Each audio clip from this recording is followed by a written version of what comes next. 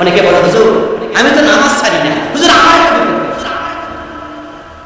আমি বলবো দোস্ত শোনো, আপনার দায়িত্ব কালু ইন্না লিল্লাহ, বিপদ থেকে বলবে আমি তো আল্লাহর জন্য, ও ইন্না ইলাইহি রাজিউন, আমার সন্তান নয়, আমার বাবা নয়, শুধুমাত্র আমাকেও যাওয়া লাগবে। মায়ের মুখ থেকে সন্তান ফেরেশতা কেড়ে নেয়, আল্লাহর জিম্মায় যখন রূহটাকে রাখে, আল্লাহর কাছে গিয়ে রিপোর্ট জমা দেয়, আল্লাহ অমুক গ্রামে সন্তান যার কবজের জন্য আমাকে পাঠাইছ, আমি আজরাইলের পক্ষ থেকে যার কবজ করেছি, আমি আজরাইলের সহযোগী, ও আল্লাহ আজরাইলের মাধ্যমে আপনার কাছে রিপোর্ট পেশ করলাম।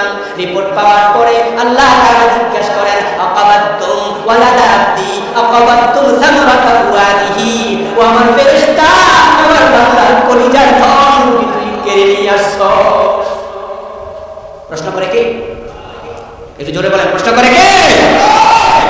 সন্তান কলিজার ধন আল্লাহ কয় সামরাতা ফুআদি, তার হৃদয়ের ধন।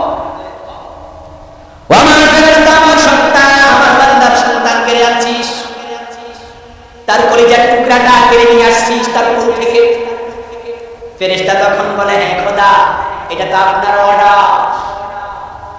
আল্লাহ এবার প্রশ্ন করেন, মাদা পারাতি, এত বড় বিপদ দেখার পরে আমি আল্লাহর ব্যাপারে আমার বান্দার ধারণা কি, সে কি বলেছে আমাকে একটু শোনা।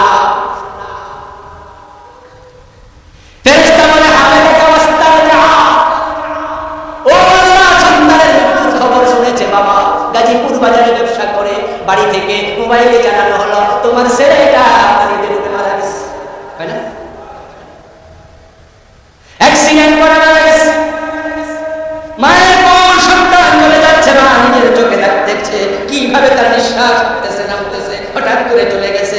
আল্লাহ বলেন, ওই মৃত্যু দেখে মৃত্যুর কথা শোনা আমার বান্দা কি বলেছে আমার শোনা, কারণ আমার বান্দা তো জানে আমি আল্লাহর অর্ডার ছাড়া কারো মৃত্যু হয়। ফেরেশতা বলে, আল্লাহ আজকে যে বাচ্চাটাকে কেড়ে আনলাম তার মৃত্যু দেখে তার মা তার বাবা পড়েছে ইন্না লিল্লাহি ওয়া ইন্না ইলাইহি রাজিউন। আল্লাহ বলে, সে আমার উপরে খুশি, আমার উপরে নারাজ হয় না, সে আসার জন্য ঘোষণা দিয়ে বসে আছে। ও আমার ফেরেশতারা, এত বড় বিপদ দেখে আমার উপরে আমার বান্দা নারাজ হয় নাই। ইবনু লাহু ফিল বাইতি জান্নাতিল, ইবনু লাহু বাইতান ফিল জান্নাহ ওয়া সাম্মুহু বাইতাল হাম, আমি খুশি হয়ে অর্ডার করলাম জান্নাতের মাঝে এর পুরস্কার হিসাবে একটা ঘর আমার বান্দার জন্য বানায়া দাও।